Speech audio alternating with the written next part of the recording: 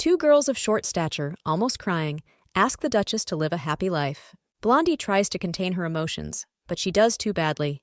A graceful hand grasps the hem of her snow-white dress, squeezing it slightly with her fingers. The beautiful white castle is visible seemingly just around the corner, and the guipure on the veil is designed perfectly. Her gaze shifts to the silk dress that looks like it's going to slip off at any moment. Such is the reality of an illegitimate child of the kingdom of Nabaton. The heroine will never forgive traitors. A drunken father molested one of the maids, and that's how Cecile was born. She looks exactly like members of the royal family. The beauty has beautiful golden hair with emerald green eyes, distinguishing feature. Because of everything that was going on, the princess's mom left this world so early, and the girl was put in a corner castle. There turned out to be only 3 maids on the estate. They were assigned to watch over and educate Cecile. There wasn't much entertainment, so the only thing available was reading books that were bought by girlfriends. The only thing left to do was wait for the blonde to be sold.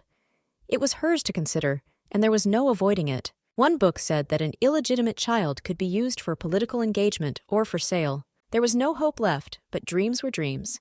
If she is sold, at least to a nice prince from the north. A scream comes from one of the corridors. The princess wants to see the king himself. Out of the blue, he has a desire to meet her. 2 women grab heroine under the elbows as she resists with all her might. She doesn't really feel like going to that. Trying to find out what is going on, she only receives a promise that she will find out everything already in the palace. There's nothing left to do but follow the maids and stop talking. The castle is not that far from the estate where Cecile lives, so the journey is not time-consuming. The king pretends to weep with joy, exclaiming that a husband for his daughter has already been chosen. The blonde squints, stating it's the first time she's seen her father. She already knows everything, no matter what he says. I would like to believe that the maiden will be sold to a rich aristocrat like in the books. The man is silent, and then announces the husband.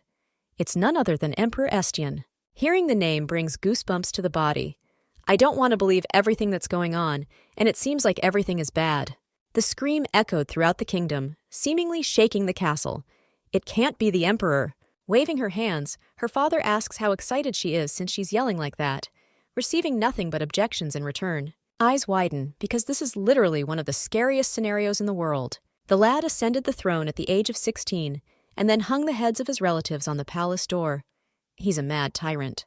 There was only one person who tried to stop the young man by talking about what a sin it was. He was dragged into the palace and assured that by tasting the poison that was fed to Estienne, he would stop yapping. A bright fire lights up in the man's eyes. A jar of poison appears in his hands for understandable purposes. The jar falls to the floor and rolls towards the door, where the guards are standing. It's the poison the guy drank before he became emperor. The man's face expresses utter horror. The butler falls to his knees trying to repent, receiving ridicule and questioning about what the hell happened. The servant seems to know what this agonizing poison is, so the guy offers to make a choice. Mustache will either have to drink this poison or personally kill his own son, who is already crying, hoping for the best. Dad doesn't seem to hesitate at all. Anger freezes on his face, or is it just the will to live? The heavy sword ends up in his hand, and the boy still stares at the weapon in disbelief as he continues to cry. The girl can't believe that the only tyrant of her kind has proposed to her. It doesn't seem right. It seemed to her that she would marry a prince from the north after all. It was an unattainable dream, but still managed to believe a little. I want to close my eyes and cry. The heroine doesn't understand why she was chosen. Perhaps she's too attractive, but the king mutters something about it, feeling like the decision was made by lot. It seems that the emperor didn't plan to get married, however. There are many people with bad intentions. Feelings are going somewhere else in another galaxy. He needed a healthy princess, and the kingdom has a blonde. The accusations poured in on the father. He can't want to kill his own child. It's a man's desire, so you have to be careful what you say. The girl doesn't look cautious. The king asks that the princess be prepared to be sent away. The woman has no choice but to yell back. The siblings promise to take care of her corpse or try to never see her again. Now the illegitimate child of the Nabaton kingdom is getting married. There's no choice either way. I hate to remember, but all the wedding counselors cried as they saw the maiden off. The maids were wiping away tears, trying not to sob harder than before. She will always be in the hearts of the youth. You can see the discontent from 3 kilometers away. Belle isn't dead yet, so it sounds weird. I want to scream with hopelessness. If not now, then later you'll have to die anyway, and that's the end of it. The girl had heard a lot about the emperor while she was at the manor. Mostly just bad stuff. Many servants gossiped about how long the princess would live in the palace. It was unpleasant. I hate to realize all that is happening, but the coachman announces that they have arrived. His gaze shifts to the window. The sad eyes express the hopelessness of the situation. The carriage stops right beside the stairs that lead directly to the entrance. The wagon is immediately surrounded by people in identical costumes. The servants are gathering to welcome the new empress. The expression on her face shows all the sorrow while her thoughts float. A girl has to die extravagantly. Memories show a little girl sitting with her knees tucked under her. A blue dress wraps around her legs. The maids always taught her everything, and also made sure that she didn't do anything wrong, even if it was quite a difficult task. Anger envelops the mind. The family themselves locked her into the palace, while they themselves pretended it never happened. Those assholes sent Cecile away after all that was done. Obviously, they're doing just fine. The maid's voice pulls her out of her thoughts, telling her to get down as soon as possible, because they are waiting for her.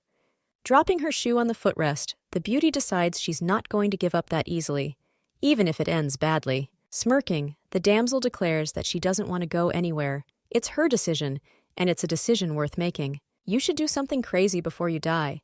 You don't get to choose anyway, so what's the point of it all? Fixing her golden curls, the heroine declares that until His Highness approaches, she's not going anywhere. Cecile always wanted to do something that would make people think she was crazy.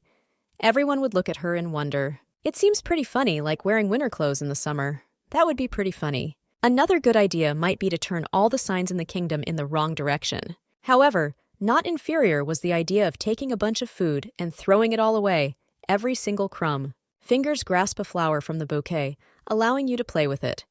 Maybe it's all fake. The act that was done was interesting.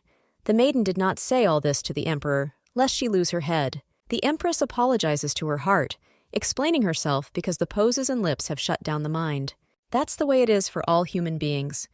Once you marry a man you don't want, things don't go the way you want them to. Next come the nights, which are always spent in anxiety. That's one of the scariest things. This is followed by a death in solitude and a quiet burial.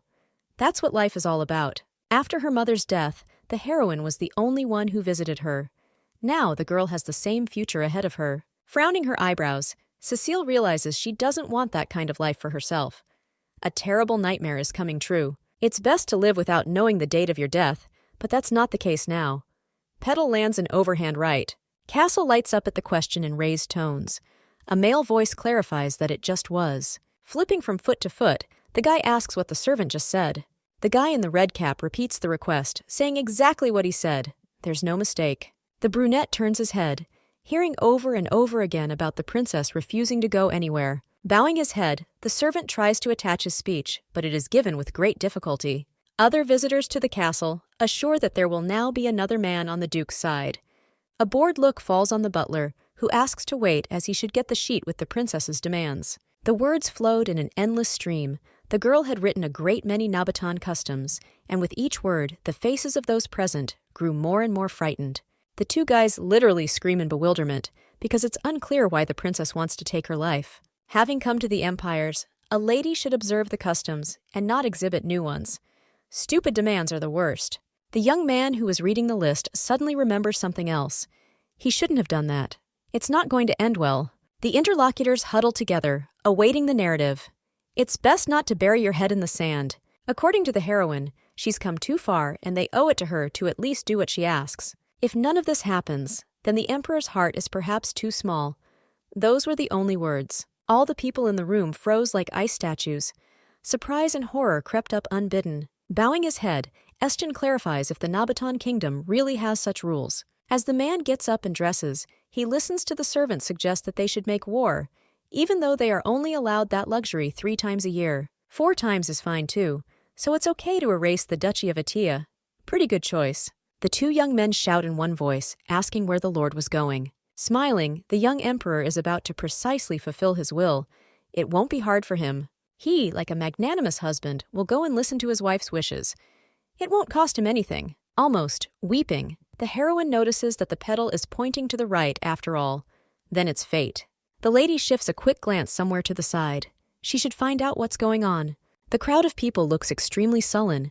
It seems as if they are all willing to kill for His Majesty. The lady remarks that the atmosphere is a little too gloomy, needless to say, but she likes it quite a bit. Raising her hands in the air, the beauty begins screaming to be remembered and then destroying the Nabatons. Covering her eyes, the damsel takes stock of just how good she is as a villain.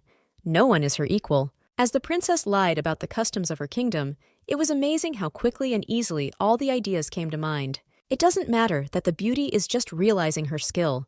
She's going to hell within the hour anyway, and there's no way to change that. The only hope was to go to hell next to the Nabaton royal family. The emperor, as if in slow motion, moves closer and closer to the wagon.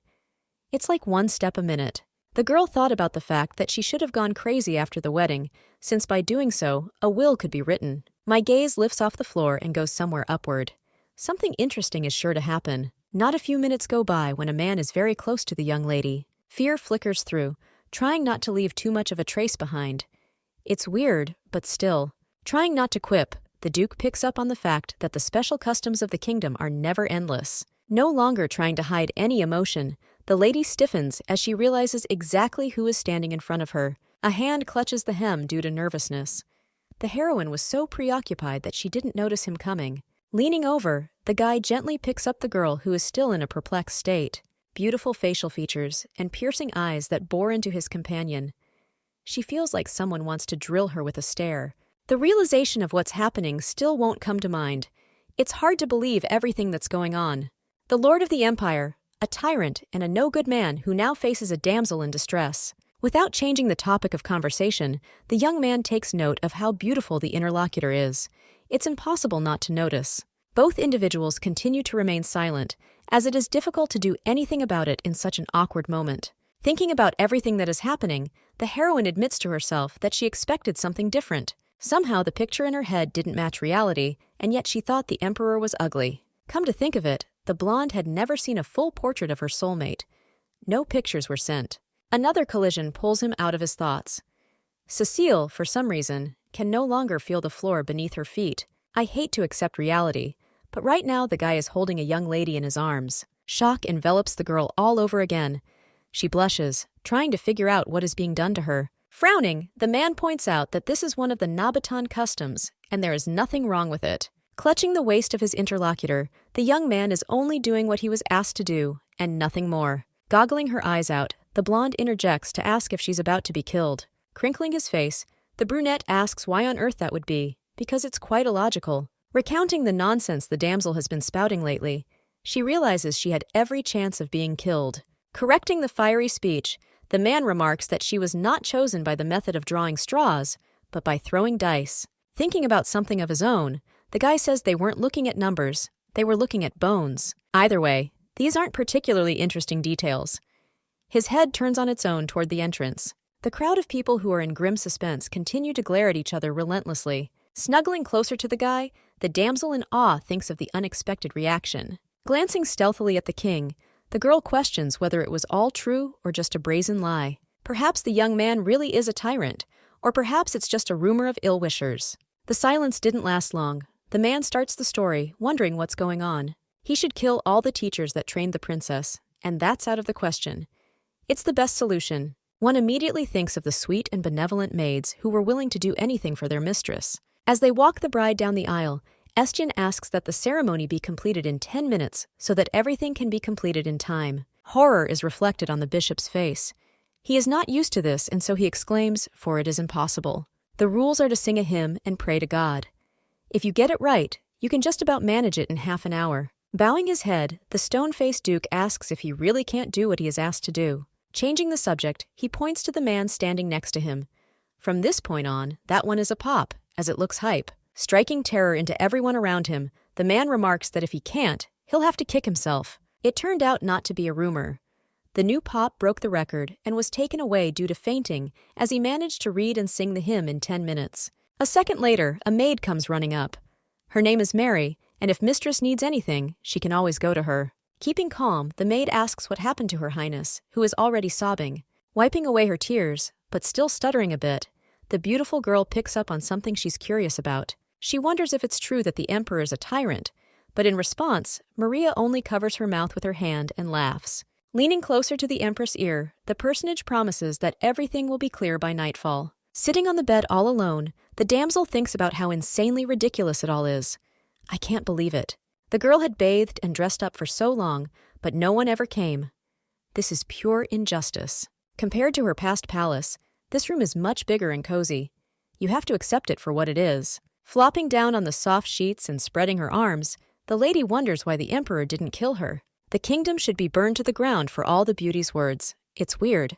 Maybe in the future, or even tomorrow, this action will be accomplished, but right now it's different. A realization knocked into my head. Now is not the time to be lying on the bed like this without moving. One way or another, the fate will come, so the beauty might as well eat all that fruit and drink the wine. My gaze shifts to the bottle of wine, which is in a glass with ice. Cecile's screams about how Cecile is going to get drunk spread throughout the palace, and it's no longer a joke. The emperor is sitting at his desk, holding some piece of paper with a decree written on it. What could be more boring? A knock on the main door provides a bit of a distraction from the backlog. The guy asks the comer to come in. The commander of the Knights of the RC Empire, Kane, greets the lord. He has something to report. He is asked what happened, and he launches into a narrative about the recent order. Trying to remain cold-blooded, the man announces that he has killed everyone who taught the Empress. A surprised sigh escapes his lips. I couldn't believe that the knight was so quick to deal with everyone at once, but that was even to his advantage. Turns out they were poisoned. There was no response from the interviewee, as it is likely that people have done something to them. No one had definitely ever warned the princess that Estienne hated talking behind her back. The lady would be shocked. The brunette makes himself known, asking if this was part of the plan, because he doesn't have a cup of tea in his heart. The arguments are real. The emperor was indifferent to the marriage, so the conspirators had little opportunity to act. The questioning turns to Cecile. She might be good at fencing or poisons. It's an interesting theory. The blonde looks quite innocent, however. No one knows what is really in her head. It's all coming to a standstill. She really did look just plain cute at first glance to the Duke. It was unreal to miss it. Ending the conversation, the man rises from his seat, saying that he should finish what he had planned for the day. The interlocutor darts his eyes out, interjecting what this is all about, to which he receives the simple answer, "I'm married." Dainty yet rough fingers grasp the hilt of the blade. Something is definitely going to happen today. Turning to the side and heading for the exit, Estienne's only comment is that it's going to be noisy tonight. Grabbing the front door handle, he takes stock of the fact that having an extraordinary night is always possible. Don't underestimate the emperor when he's about to do something. A bottle of spilled wine sprawls across the floor like a scarlet puddle. It's smooth and exciting action. The blonde already seems moderately drunk. Or maybe she's just not feeling well. Pink cheeks give away the hostess. Everything is blurry, and it's probably because of the alcohol. No more drinking under any pretext. Falling back on the bed, the beauty can't figure out what the point is. It's more like something worse. It seems as if a heavy sleep is coming on. Little by little losing her mind, everything seems unreal, and that's exactly what the heroine doesn't like. Putting her hand to her head, Cecile still can't believe she actually did it and got unceremoniously drunk. The sounds of leather boots are heard near the door. The emperor is very near, and everything will come to an end. Memories are tangled in the blanket again. The two maids are ordered to cover themselves with a vase and follow them as it is raining. She's asked why Her Highness is still outside. Looks like the place she grew up in a dream. It's starting to deteriorate outside. A smile of joy shows on the girl's face. She can't believe her eyes and seems completely confused by reality. It's more like some kind of nonsense. After all, it was just a scary dream that I didn't want to remember. One of the maids takes a seat next to her on the step, asking about the contents of the princess's nightmare. Starting her story, the lady mentioned Estienne, literally insulting him. She was allowed to say that. Leaning over the lady, the guy is surprised, as he's heard this often, but never yet to his face. Such insults don't hurt much, however it is interesting. A terrifying condition ready to ruin everything in this world. How is that even possible? The brunette looms over the girl, continuing to ask questions that seem relaxed. Trying to push her interlocutor away, Cecile asks why she's being hovered over for no reason. She doesn't want to experience all of this for no good reason. Smirking, the emperor asks if she wants to be on top instead of him then. The subtext literally kills. Lying on his side, it's as if the man is inviting you closer to him, with absolutely no shyness. Trying to frame the problem in a nutshell, the blonde resists the pressure, while the young man merely wiggles an eyebrow. Covering her eyes with the palm of her hand, the maiden wonders to herself. She thought he only had a pretty face. Turns out the emperor's body is as beautiful as it gets. It's hard not to fall in love. That makes perfect sense. Shrinking into a little ball, the heroine begins to scream about being brazenly drunk without her consent. Surprised, The man pulls back and interjects, as if trying to believe the words he just said. The confusion off the top of her head gives the girl away. She literally just screwed up big time. She shouldn't have said everything that came into her head. The realization of the situation and the fact that you should save your skin is stronger than shame. In her words, it's getting worse. This is not the way to do it under any circumstances. Straightening up, the brunette tries to object to something, because in his version of events, this is some kind of misunderstanding, and it doesn't matter what or how. Literally screaming, the individual points her finger at a bottle that is lying on the floor. Probably shouldn't have to explain anything. Putting her hand to her chest, the girl explains in how inadequate she acts when she drinks. Doing stuff is low, albeit with emperor status or booze. It's not on par with the normal stuff. Had he charmed her with his face and body, she would have definitely given in, but no such luck. The words are like a stunner, for it is not wine, but truth serum. His face turns purple literally before his eyes. It's not just a potion, as it's also very powerful. Such a serum can make anyone in this world talk. Estienne wasn't going to use her for such a purpose at all, but for some reason, the princess decided to ruin it. The necessary explanations, for some reason, evaporated in a flash. I couldn't believe this could have happened in real life. Shifting his gaze elsewhere, the brunette scrutinizes something. It doesn't cost him anything to pay attention. It is impossible to ignore the condition and the appearance of the maiden. This has never been seen before. Eyes light up with unnatural fire. Some other stray thought wasn't going to leave his head. Without a moment's thought, the Duke looms over his wife once more. She just can't give him what he's asking for, and that's the truth. The hands stop at the sides of the head of the beautiful soulmate, who is still in slight confusion. The man leans in slightly, suggesting they finish what they started. This is not an unexpected offer and should be honored. The heroine's emerald eyes widen dramatically as she tries to figure out what this is all about and what needs to be done. Remaining completely calm, the guy smiles mockingly, reminding her that the lady herself knows what this is about. You don't have to pretend that nothing is going on. A soft, silk-like palm lay down, then gripped my wrist with an almost dead grip. Without giving the lady any chance to break free, the young man lowers himself down, beginning to kiss his companion's cheek and neck. Without giving any sign, he moves closer to his ear and orders him to turn face down. It's clear to everyone what follows. A man in a dark cloak walks down the corridor. He alone knows exactly what he is up to and how it will affect everyone else. Screams and something else can be heard from the room, while the maid, hood off, stands listening quietly. As expected, the guy let his guard down. The blonde was almost crying, but at first glance it was unrealistic to see what the big deal was. There's no time to think. Clenching her cheekbones, the maid realizes that this is her only chance to carry out her plan. Raising her blade, the brunette burst from her seat, about to do the irreparable deed. Anger fills the mind. Only a few seconds pass as the blade pierces the beauty as if in response. Gasping, she examines the wound. I don't want to believe it, but the blood is like living proof, slowly dripping onto the floor without sharing any priorities. It's impossible, but somehow the man managed to defend himself in such a situation. The couple didn't do anything. Frowning, Estienne interjects to ask what is meant by such a situation. He was just giving his wife a massage. Mary stands back, leaning against the wall, trying to fully comprehend everything that is happening. I can't get her failure out of my mind. She shouldn't risk everything, but since she's already risked her life, the girl only stands quietly, taking her considerations. Fear is reflected throughout the blonde's entire body as she is embraced by the emperor. The last words say some kind of mission. The maid mumbles something about having to kill Mistress Cecile. The realization hit the girl like a thunderclap. Memories show a good-natured Mary who promised to help with absolutely every problem. It was unreal. That brunette turned out to be a killer. As if in a fog, the princess realizes what is happening. In front of her lies the near cause of her demise. Putting her hands to her face, the lady can no longer resist. I want to scream or cry, but what would be best hasn't been decided yet. Shock is mixed with other emotions. How come the Empress was the target? It could have been Estienne, but it couldn't have been her. Hiding behind her husband's shoulder, the maiden interjects why her target is not the Emperor, to which she receives a simple answer. Maybe it's not over yet. A hand presses on the doorknob. She's going to get unlocked and go back into the room to get what she needs. A bed is visible from the room, on which the heroine sleeps peacefully, unsuspecting of anything. She needs her rest. Putting a hand under her cheek for comfort, she tries to ward off bad thoughts, or at least bad dreams. It's complicated. Estienne has nothing to say, as he clearly didn't expect this outcome of what was happening. The missus just snores. The morning dilutes itself with red paint.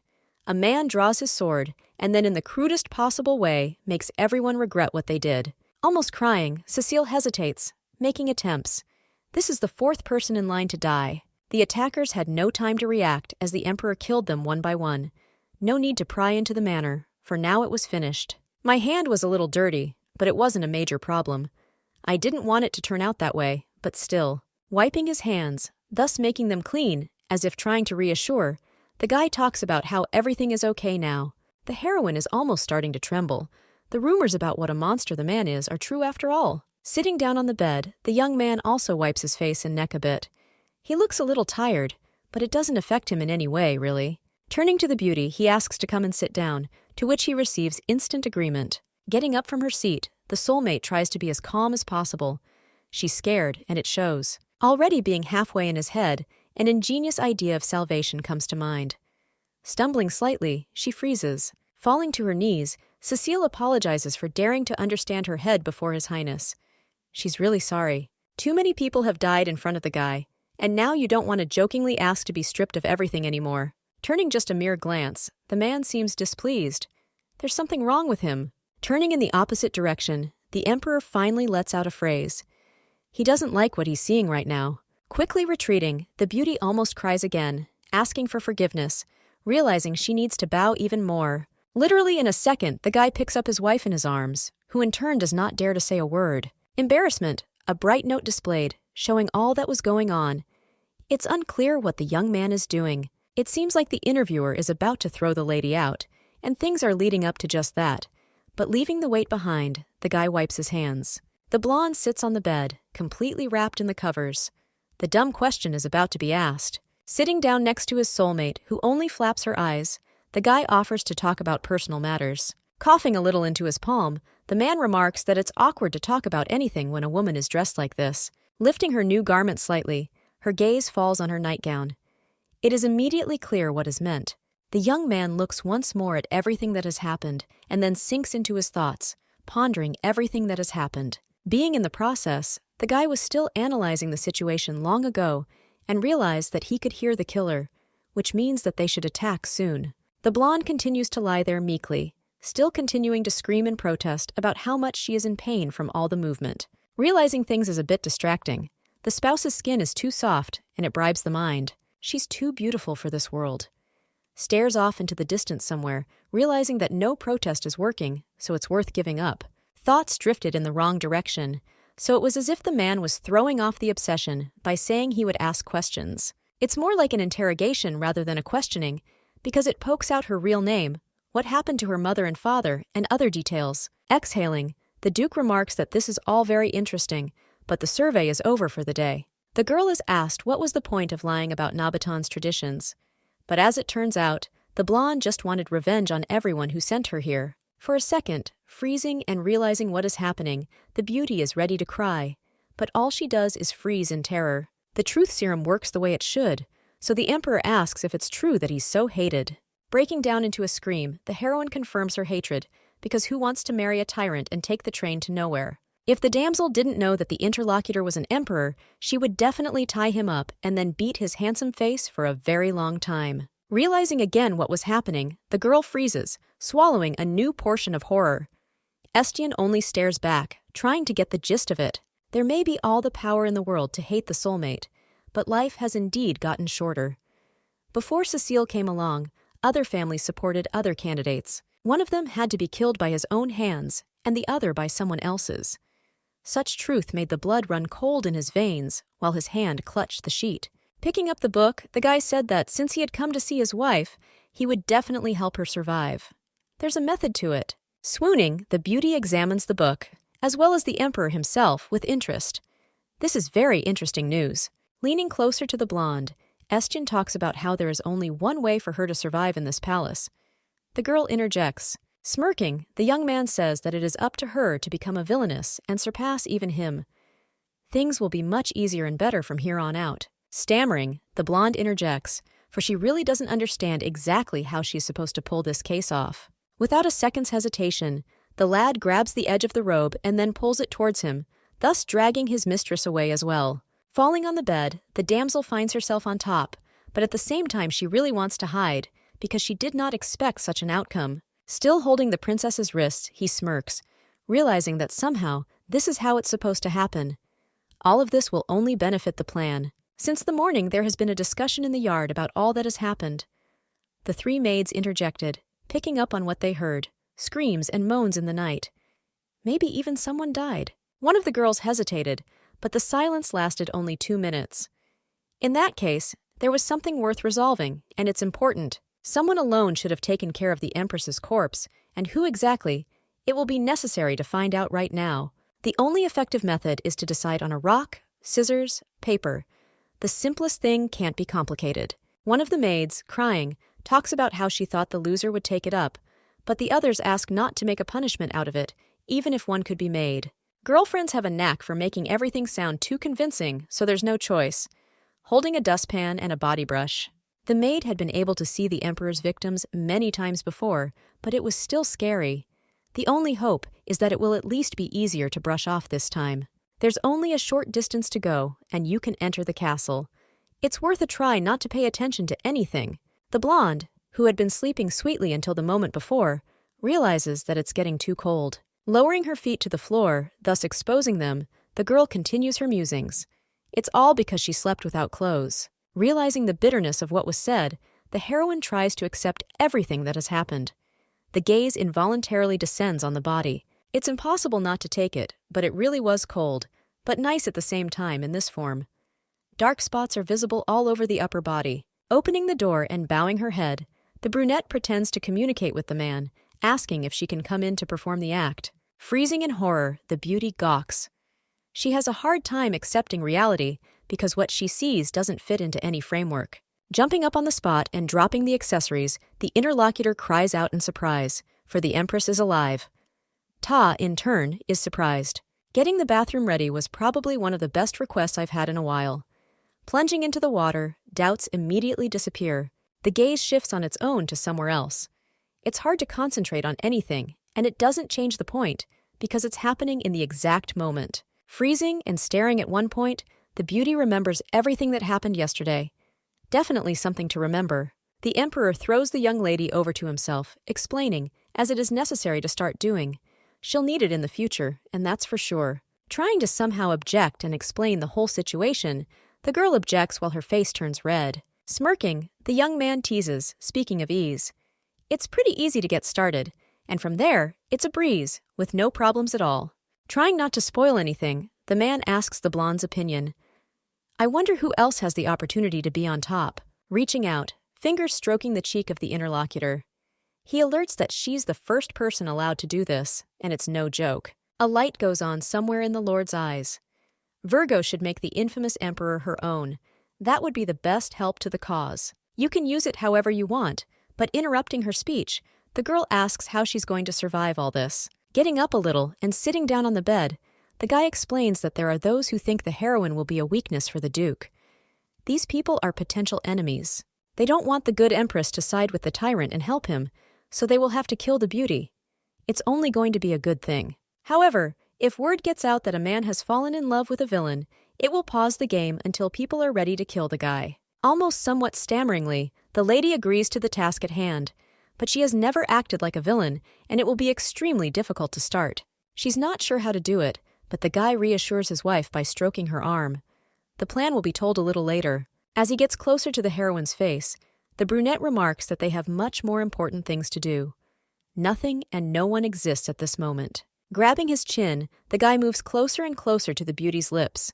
They are within a millimeter of each other. The kiss happens, coming out quite soft, but also passionate. The Empress's eyes flickered slightly in pleasure. Jumping up in the tub, her cheeks turned scarlet, giving insight into the princess's condition. Such thoughts have been on my mind since that moment. A voice is heard from behind the door, asking if everything is okay. The blonde screams that everything is fine. It's best not to go in, or it will only get worse. As she tries to sit down in the bathroom, the girl realizes that she needs to pull herself together and calm down. Grabbing her neck with her hand, the lady tries to realize what is happening and not cause more damage and noise. Her cheek seemed to be flaming with embarrassment, though it wasn't the most critical yet. The young men did it, and it wasn't a dream. Hiding her face, the lady recalls the details. They really managed to do the intended thing, and it was overly good. It's hard to forget something like that. Seconds later, plunging back into the memories, the beauty dives into the water, hiding under the thick layer and not making a single unnecessary sound. My gaze swerves, even though there is only water all around, which envelops, reminding me of everything that is happening. Buttoning up his shirt, the brunette is about to leave, letting him know that he'd like to stick around longer, but can continue later. He still has important things to do. Approaching his wife's face, he kisses her lips tenderly. Moments like this make you blush more than before, absolutely refusing to realize the situation. Lunging out of the water again, a wild scream fills the bathroom. The maids again make attempts to enter, but are rejected in the most bizarre way. Cecile thought that such a handsome, kind, and brave man exists only in fairy tales, but everything turns out to be reality. It's impossible not to notice it. Looking at her reflection, the damsel realizes that this is the kind of man who is her husband. These thoughts are pleasant. Bowing her head, the lady repeats this phrase to herself, still not believing that it is her husband. They say no one owns the emperor, but it should still be fine as long as no one finds out. We can only hope for the best. Drawing some answers on the fogged glass, the blonde smiles to herself, for it's nice to realize. It's strange to realize, but she hopes that everything stays exactly as it should be. The soulmate will be hers alone, and everyone will be happy. A voice from behind asks what the woman is doing that is so fascinating. Eyes widen, for the possessor is very familiar. Not daring to turn around, the blonde tries to keep her distance and not give away her thoughts or her anxiety. Turning half-turned and covering herself with her hands, she asks who it is that is talking to her. The thing is done purely out of courtesy. Right from behind the screen, Estienne shows up, eyeing his soulmate with interest. The whole setting is no stranger to him. Showing no obvious emotion, the guy still stares mindlessly somewhere off to the side. The words seem to evaporate as if into nowhere, leaving no replacement. Almost then, jumping up, Cecile asks what His Majesty is doing here. He shouldn't be loitering in other rooms, where he's obviously not expected. Squinting mockingly, the young man observes that there are no places in the palace he cannot enter. He is the emperor, and that is one privilege that cannot be taken away. Stammering, the girl agrees with these words, while she frantically looks around the room. Attention is drawn to the white towel that lies peacefully on the nightstand by the entrance. It's a pretty good batch. Reaching out her hand, the beauty had already set herself a target, for salvation in the form of a towel was very near. Definitely should help, and there's not much left. In a split second, the emperor is nearby and grasps the hand of his soulmate. She shouldn't have to cover herself when he's around her. Memories show maids who explained exactly why one would wear see-through clothing. You can't have someone wanting to do harm and hiding a weapon under their clothes. The emperor is constantly in danger, so it makes sense. Asking for forgiveness, the lady only hears the phrase that it's okay. Spreading her arms out to the sides, the maiden shows herself, making a point of not hiding any weapons under her clothes. Stiffening, the guy can barely get anything out, allowing himself to be covered. Her feet, with water running off them, sink to the beautiful rug that stands right next to the tub. Wrapped in a large and soft towel, the protagonist can't say anything, trying not to give any sign. If you think about it, it makes you wonder why the emperor is here. He didn't have any goals, but it's worth getting to know better. Lowering his eyes, the brunette thinks about something. Nor is there any power to break away from your own thoughts. Reaching out his palm, the man strokes the cheek of his interlocutor. Still not making a sound, no explanation follows. Stepping back a meter, the guy asks to stand like that for a second until he comes back. It won't take long, he said. Realizing that tension is in the air, the young man carefully tucks his hair back and asks her not to be nervous. Nothing bad can happen, which means it's worth staying calm. The hero is careful not to hurt the body, only saying that he has come to find out if his wife is okay. Clutching the palm that had been resting on her hip the whole time, the girl begins to speak, trying to formulate her speech. Finally, calming down, she interrupts, while her interlocutor doesn't move a step away. I can't believe it, but it sounds like he was worried about the lady's well-being. Relaxing even more, and already being as if in nirvana, the girl thinks about her feelings. She feels just fine, and there's no changing that. It's nice to think about it like that. Ceasing his actions, Estienne is glad there are no injuries, which means they can move on and get on with the business they need to do. Slightly taken aback, the beauty hesitates, asking what business they are to get to. Everything must be clear and straightforward. The guy alerts the first plan they promised to talk about as early as this morning. The interlocutor's face expresses sadness. There is complete silence in the castle. It's impossible not to notice, because even with a bunch of people in it, you still can't hear anything. Bowing his head and propping it up with his hand, the brunette sits with a bored expression on his face. There's nothing strange about it, but he expects a story. The chief knight stands without showing his face, for he is brave, and it is not inherent in him to be frightened or confused. Starting the conversation, the guy asks how last night went. He was the last person spoken to before everything that happened. Without expressing any emotion, His Majesty almost yawned, saying that it was interesting, and he may have even liked the outcome of the events. The 4 killers are not connected in any way, and it would be difficult to understand. The knight tries to draw a logical chain in the Lord's words and actions. Trying to be supportive, Sir asks leading questions about how it all happened. Still looking somewhere off to the side, the Emperor says that things are much smaller than he expected. Surprise is displayed on the face of the interlocutor. A picture of the little killer looms in his mind. As the guy continues his speech, he remarks that it turned out much softer than he expected. Perhaps it was all about the man. Trying not to snap and ask too many questions, the brunette only rounded his eyes, while in his head the villain became fuzzy. Daydreaming, the young man suddenly said that it was even somehow more beautiful at night than during the day. He wouldn't have had the imagination to come up with something as beautiful as that. Terror was already drawing on the man's face in precise colors. He asks who we're even talking about now. The killer couldn't have been small, soft and sweet. Asking what this strange reaction was all about, Estienne clarifies who the man thinks he's talking about. Gathering his thoughts, the knight speaks of his attacker. Almost by shouting, His Majesty asks if the interlocutor has lost his mind. The realization dawns, for it was about the Empress. It's pretty clear. Speaking of something else, the Emperor offers to see for himself, and then throws some coin on the table. Picking up the silver, the brunette scrutinizes the piece. Something familiar is definitely being traced, which means it should be easy to get on the trail. Leaning back in his chair, the man mentions the fact that he found this in one of the killer's bodies. It's worth finding out exactly what this symbol means. The silver cross symbolizes faith. It is becoming more and more clear what kind of thing is in front of the young men. It looks a lot like the emblem of the secret society of the Holy Lands. There are a lot of people out there, and so the truth will not hide itself. The realization of a hard battle falls, firing up the atmosphere. I can't believe anyone would dare try to commit a crime of their own free will. Confirming the guy's words, the Emperor no longer expresses any emotion. He's still just as interested in finding out his attacker's name, but it's going to be harder. What's more interesting is that the first assassin came for the Empress. The Maine wasn't their original target, and that was keeping them off balance. It's worth finding out why the Holy Land sent an assassin and for what purpose. It's possible that we'll have to visit the young people.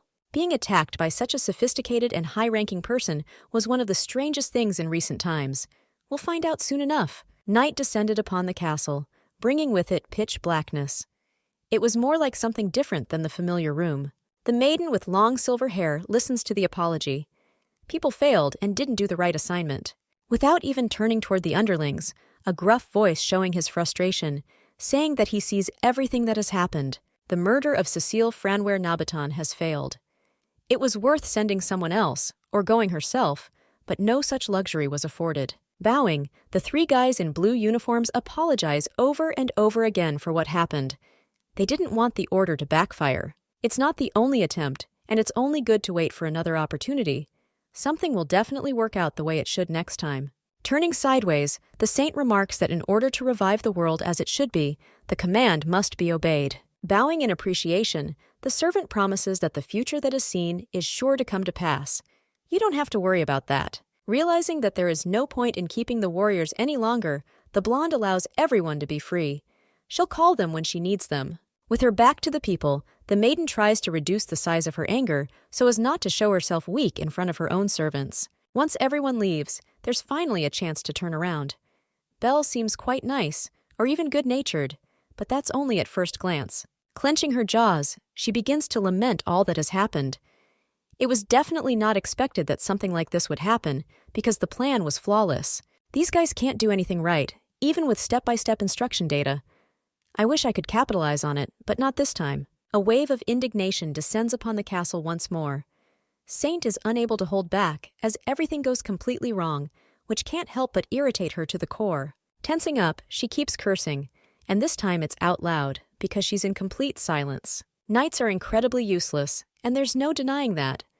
Why can't you just do everything you're asked to do, rather than failing 100,000 times? Unable to stand it, the woman slams her fist against the wall. It helps to let the anger out, but not for long at all. Probably wouldn't have had to go through all that torture if luck had been on her side. By capturing the princess, one could live in chocolate. But things are different now. The girl is a writer and author of Villain for a Tyrant. Instead of everything, she's become a secondary character who can't do everything she wants to do. At first, the heroine was happy to be pulled into her own novella, and it brought a ton of joy. But it all dissipated quickly. Realizing that the woman was in the body of a saint, it was hard for her not to faint. Expectations have not met reality. In the original, the protagonist came into this world in Cecile's body, and the emperor, noticing the change in character, begins to fall in love. That's the way it was supposed to be. Everything has gone wrong, so stomping her feet and angry, the blonde can't understand why she hasn't become Cecile like she would have liked. Anger floods the mind, preventing normal thought. Why doesn't she deserve to be happy? She's allowed everything, but why not? Clenching her hand into a fist, the writer continues her outrage. This is her main male hero, and as such, he should be just for her. The man has qualities that the heroine likes, for he is beautiful, a virgin with a mean personality, and he also hates grapes. Even if you want to get a meeting, it won't work, because in this story, the saints have to stay behind the barrier and pray every day. There aren't many decisions left to make, but it's worth at least somehow trying to make time to do it right. We'll have to kill Cecile and then take her body. It will solve all problems and do a favor for everyone around you. Then there will be a chance to get not only the main character, but all the men who are attractive in the story. It will be the best you can get. There are already rumors that Estienne lost his virginity to this girl. It can't help but make you sad and make you feel bad about yourself. There is no more time to waste, for the traits that have been chosen are disappearing one by one. Things could end badly if you don't take action now. Hitting a barrier, trying to cope with a new wave of anger, Beauty admits to herself that she can't be weak. She needs to break the spell. His eyes widen and confusion freezes on his face. Something happened without giving any indication of it. Gathering her power again and again, the girl clenched her fist, then struck the glass again. Hope dies last, even in this case. I can't believe it, but the barrier is broken. It can't help but be disconcerting. The glass is so fragile that it keeps falling off. Shock takes over the thoughts, and then all the emotions of the lady. It's impossible to believe, but all actions have their common consequences. It's just the power of love that you don't want to lose. Sounds like nonsense, but the writer doesn't have time to ponder this theory. His hand clenches into a fist again, while his gaze shifts somewhere downward. Sometimes some pretty strange things happen. Running out of the room, the maiden, as if losing her mind, screams across the room. It's just worth the wait, and by getting Cecile's body, the world will be the way it should be. Trying not to cry, the beauty screams, almost to the entire castle, declaring that she cannot do what she is asked to do. She can't outdo a man who has committed so many crimes. The ability to say things like that to your face is beyond amazing. The past three women couldn't even make eye contact. Suddenly, one of the thoughts slips through as if in slow motion. The girl wants to ask something. She wonders if the man has slept with other candidates, or just her. The answer doesn't take long to come, and he says no. Putting her hand to her face, Cecile smiles. For this, she says, is wonderful. She wouldn't want to do her spouse in with anyone. Letting the topic pass between his ears, the guy says his request. He needs the role of the Empress to be played literally perfectly, without any interference. The training starts as soon as they go out in public, and it probably works. The inhabitants of the castle relentlessly ask each other about the rumors. His Majesty is crazy about the new Empress, and won't even leave the palace.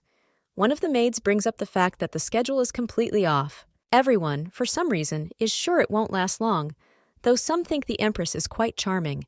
It's worth the wait, and see how things go from here. There are a huge number of people gathered in the hall. Everyone can't wait to see the new First Lady, and then see how it ends. Today will be Cecile's first official introduction. Excitement grips the entire kingdom, even though everything is normal. A blonde with a beautiful hairstyle follows into the hall. She will now be presented to the people, and one must behave as simply and as well as possible. Everyone in the audience can't stop whispering.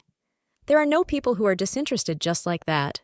Beautifully painted lips, a necklace of pearls, and an understated look that says and shows everything you need to know. The girl is next to the man. The scarlet dress wonderfully emphasizes her emerald eyes as well as her fair skin. The couple seems happy. All the servants in the hall are drenched in paint, for no one expected such a sight. Half the people had never met Cecile before today. Previously, it was impossible to speak because of the veil. But was the emperor really that beautiful all this time? Sometimes I couldn't even believe it was true. Bowing her head, the maiden waits for the notification while the emperor speaks his speech. He wants her to be respected as much as he is. People don't wait long and bow in a split second, promising that respect will be shown. The couple still stands silently at the altar. Tearing her mouth away, the blonde finally decides to say something. She asks that all gentlemen stand. One of the oldest butlers frowns his eyebrows. As much as she'd like to act like an empress, the maiden wouldn't last a week. Shock reflected on the man's face a second later, though he didn't even have time to finish his thought. It's not real, because what's happening is real. An outstretched hand rests gently on the king's chin. Belle starts to say something, but no one is listening anymore. Everyone seems to open their mouths in astonishment. There is absolutely nothing to say, but there is an urge to shout loudly and loudly, not giving a single chance. Smirking, the lady asks when she will be shown what she was promised, while the man runs his hand down and wraps his arm around her waist as a sign of affection. Butler is ready to kill with his own gaze, but it won't be necessary. The young lady will be dead in just a moment. I don't understand how anyone could be so stupid. It may be hidden information, but His Majesty avoids any contact with people. There is a penalty for anything. A white-gloved hand slides to the hilt. In their minds, people comment on any action because the guy is going to pull out a sword. Instead of ending what was happening once and for all, the man only smiles. He hadn't expected his wife to ask for it so soon, though he had promised. Pretending that being nice is easy, the beauty begins her song about how she was told she would be surprised and discouraged. Perhaps it was all a lie, and no imperial treasure simply doesn't exist. Shifting his gaze to the hall, the man says that everything in here is treasure. One of the servants cringes, for this is not at all like the emperor. Emotions shift as soon as people are called dogs who plow for the kingdom. It's already more of a reality, so the fears disappear. Pushing her soulmate's body away, the blonde resents it, for this is not the treasure she wants. We have to leave now, or she'll be disappointed. Walking back up and putting his arm around the beauty's shoulders, the young man acts as gently as possible, saying that her impatience is endearing. This cannot be changed, so let her will be done. Still trying to object, the Empress orders that she be taken home. She doesn't want to be here anymore. Another anger and shock rolls over the young men. It sounds like the guy just accepted his fate and decided not to cross. It doesn't look real. As if twisted somewhere, the couple belong only to each other. They coo cutely, trying to talk as carefully as possible and not pay attention to anyone else. Smiling, Eston remarks that he should hurry before his soulmate gets even more upset. He asks for the jewels to be brought, and in that second, the whole manor starts acting up and walking around because of everything that's going on. A pile of gold and jewelry falls at his feet. There are many, many more such chests full of treasure. That should certainly make an impression. Some of the servants are wordlessly surprised, but in a mocking way. I can't believe this is all real. I'd like to ask if the emperor is of sound mind. The jewelry parade is still going on. The maid girls keep carrying and carrying different necklaces. Mustache is about to turn away, as this is too much for his eyes. I can't believe a man is going to give all this to a princess. His gaze shifts to the Empress, who, showing no interest, begins to yawn. She's clearly bored, and it can't help but be infuriating. Grabbing her companion's hand again, the blonde declares that she wants to go home, but maybe there's something more interesting here. Looks like the new person has lost her mind. She can't survive those words, but she seems to get away with it. These treasures are worth as much as an entire duchy, and so it's not a good idea to turn up your nose. I'd like to remind you where she came from to reassure you. Grinning, the young man promises that the main course is coming up. Everything previous was just an appetizer, which means now we can start something new. One of the maids walks by, holding up a huge, beautifully trimmed scarlet ruby that matches the color of the dress. Payot's ruby, one of the most important pieces of jewelry. It is surrounded by pearls and other stones that make it even more valuable and expensive. The ladies and gentlemen in the audience begin to almost squeal. Many of them had never seen the item in question, and only a few had ever read a brief description. Next in line is the diamond necklace that the owner of the Regis mine gave to the emperor's grandfather. This is unprecedented. All the incredible treasures of the imperial family are here. One by one of the trays is brought up to show off their beauty, but perhaps even the most important thing will turn out to be here. The man took out the allied emerald that belonged to the first emperor.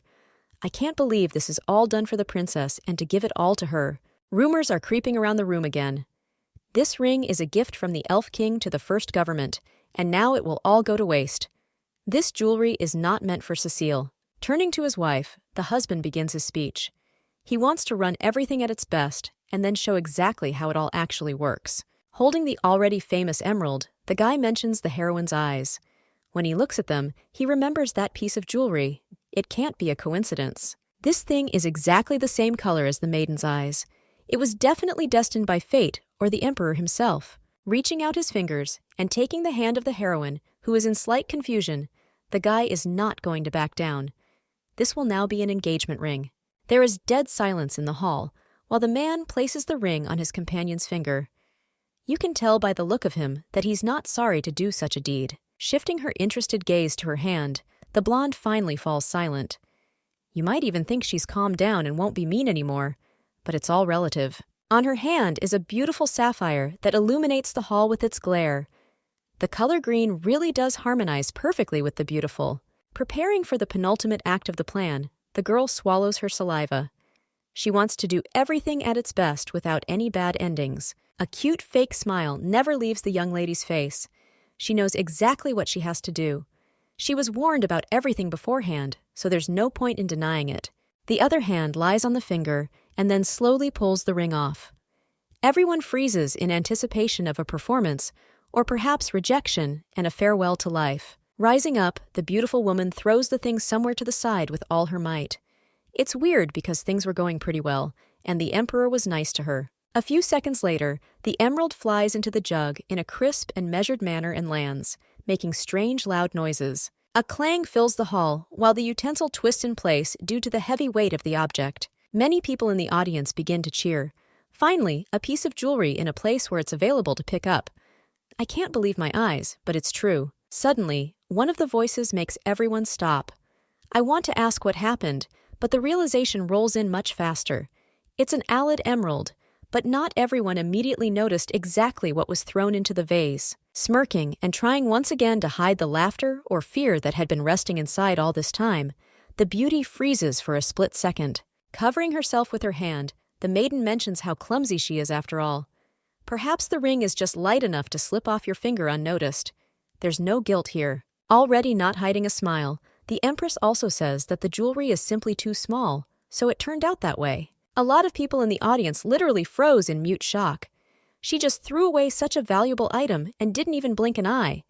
That couldn't happen in reality. All the servants rushed to the vase to try and get the item. Thoughts converged, and they all thought the queen had gone mad. No one wants to admit that she's not normal. One of the men, bowing and almost crying, holds up an emerald, claiming that there is nothing brighter than an emerald. Everyone knows it, and everyone believes it. This thing has a foundation the length of the empire's history, and this girl just threw it away like that. It's all because of her. There's going to be a murder. Taking the ring back into his hands, the guy carefully inspects it for damage. Surely it won't go that easily, and the emperor won't leave this matter so easily. Instead of making at least some attempt or killing his consort, the young man turns around and, swinging around, launches the emerald somewhere to the side. Solidifying somewhere in the glass, the stone begins to smoke, showing disgust. Something has definitely happened, for strange noises are also heard. The subjects stand gawking. They had expected very different actions on the part of the emperor, who had chosen a completely different path to complete what he had started. Smiling, the young man turns to his wife, noting that she is right about everything. I should have found out exactly what it was, but the answer doesn't take long to find out. Laughing quietly, the heroine agrees, for she is always right.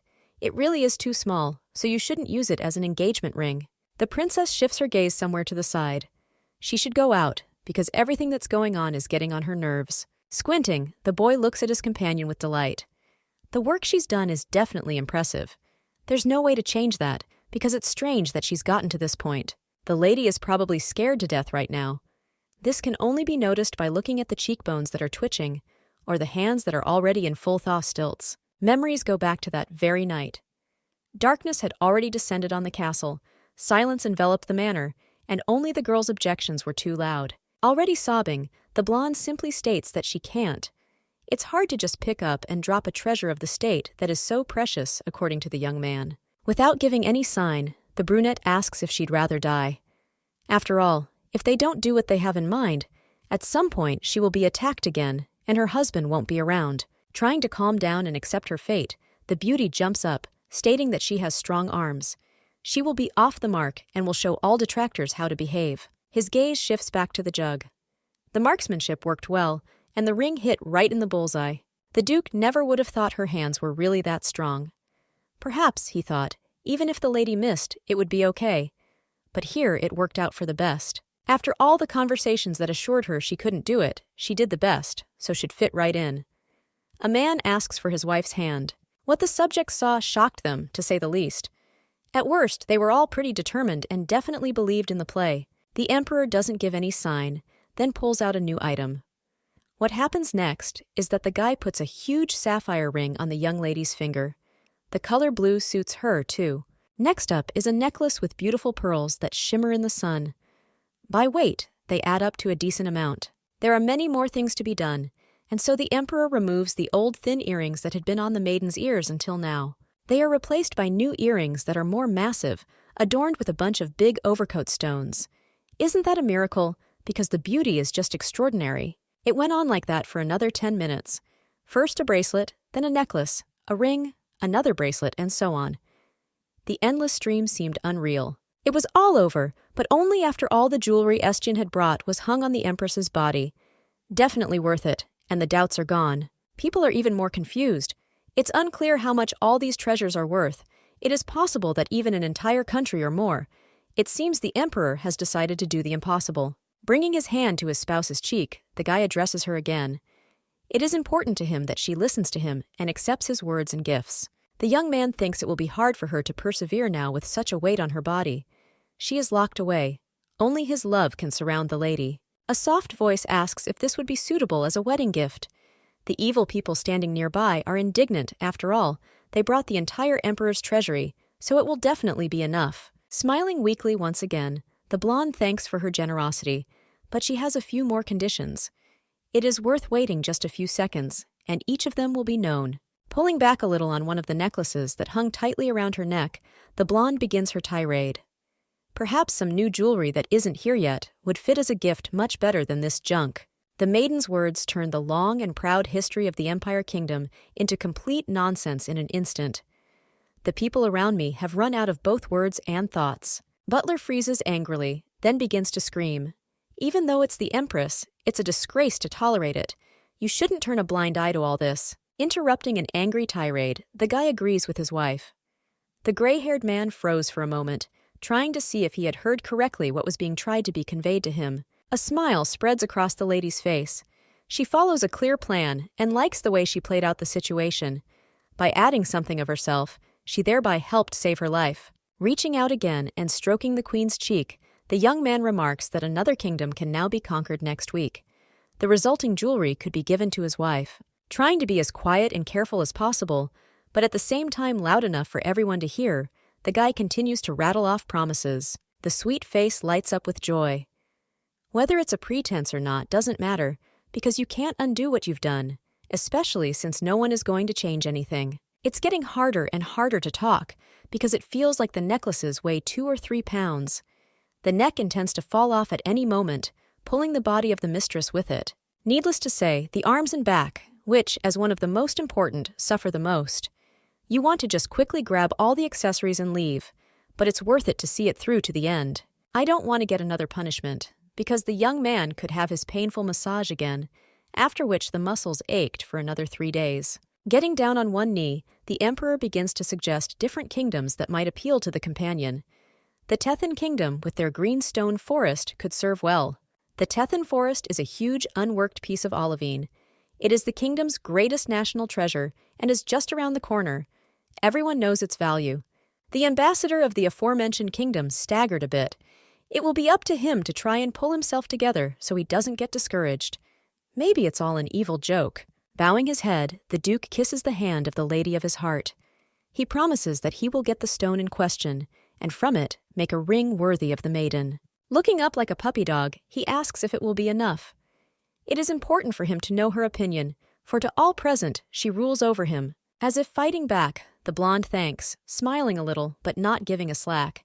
Just one line left, and this whole spectacle will be over once and for all. Apologizing for her question more out of politeness, the lady reminds me that she doesn't have 2 fingers, but 10.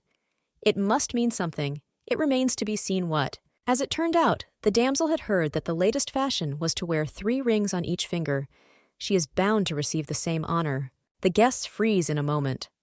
Already the 100th shock of the evening has dealt an irreparable blow to the ego and intelligence of those present. She couldn't dare ask for anything else. Almost then, jumping for joy, the beauty shouted her success. She really managed to make it work. No error or miscalculation was detected, which means that everyone present definitely believed it. She thought she was going to flip out, but still managed it. It may indeed be worth reflecting on her abilities, for she is good at this sort of thing. Now there will be no painful massage. However, when you think about it, what happened after the massage wasn't that bad.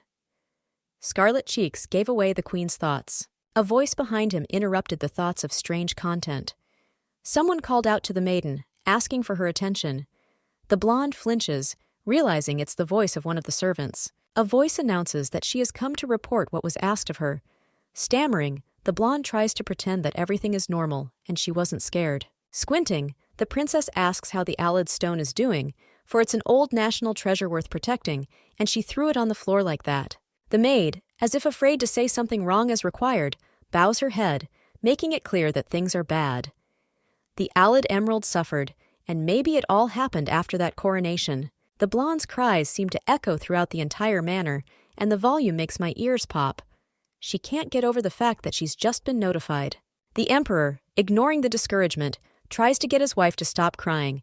He quietly asks to remain calm, and then tries not to push. No longer standing, the heroine lies on the bed, tucked into the sheets, continuing to sob like a beluga. In her mind, something terrible happened a long time ago, and she can't accept it. After the maid's alert, the whole world turned upside down. The emerald shattered, splitting into 2 equal parts, releasing the power from within and revealing the worst. Rising slightly, but still continuing to sob, the damsel wipes her tears, asking what she should do. The answer will still be the same, because she is being asked to calm down. Immersed in his thoughts, Estienne wants to find a way to get his wife to stop crying. Perhaps there used to be some special way to stop the tears. This is not the best thing to come up with, as the previously effective method was to kill. Normally, the hero wasn't even going to listen to people, much less try to help them. Frowning his eyebrows, the guy asks once more to stop, but this time in a rougher way, reminding him that it's an order.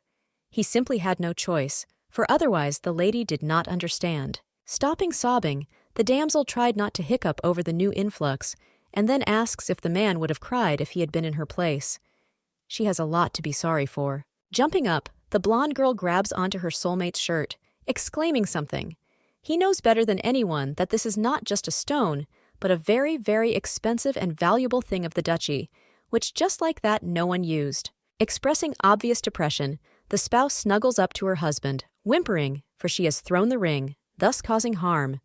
In turn, the young man also mentions his throw that did the damage. She suddenly pulls back a little, trying to remember the thought she's about to bring to the king's mind. One of the books said that whoever dares to harm an emerald should keep in mind exactly what is stored inside. You don't want to unleash a force that doesn't live up to expectations. Trying to hold back again, the beauty remarks that this ring isn't just a gift, but something that someone else entrusted under guard for accuracy of action a long time ago. The reason the elf king gave him to the humans was because there was something about him that even the elves feared. Something terrible sealed inside that stone. A new wave of tears is on its way. Emerald eyes beginning to fill, showing that the mistress is having feelings. Asking, almost screaming what she should do, the maiden continues on with her business. It was because of her that something escaped, and now it's unclear what the consequences will be. Things can take a wrong turn. Realizing that nothing else is working, Estienne asks if the interlocutor is going to keep crying. According to her, she will continue to do so for at least one more day. It's worth taking action, and better yet, as soon as possible. There is no choice, so it becomes exactly what the emperor pronounces. Stopping her squeals for a second, the lady raises her gaze to her interlocutor, as if to interrogate what all this is about. There's only one way to keep her quiet. Leaning over and covering his eyes, the man begins to kiss the girl's shoulders. He enjoys it so much that the silence is finally present in this room. Trying to object in any way, the lady tries to stop the guy, because he's about to do something obviously not very decent. Without another word, the young man places his hand on the back of the maiden's head and then pulls her into a kiss, leaving no chance of success. In the next second, the beauty hangs on her arms like a silent doll that doesn't care about anything. It is clear from her that she is completely calm and arriving in nirvana. Taking his wife in his arms, the spouse carries her straight to the bed. The blonde has been asleep for a long time and is having her 10th dream, so the only thing left to do is to put her on the soft bedding, letting her rest.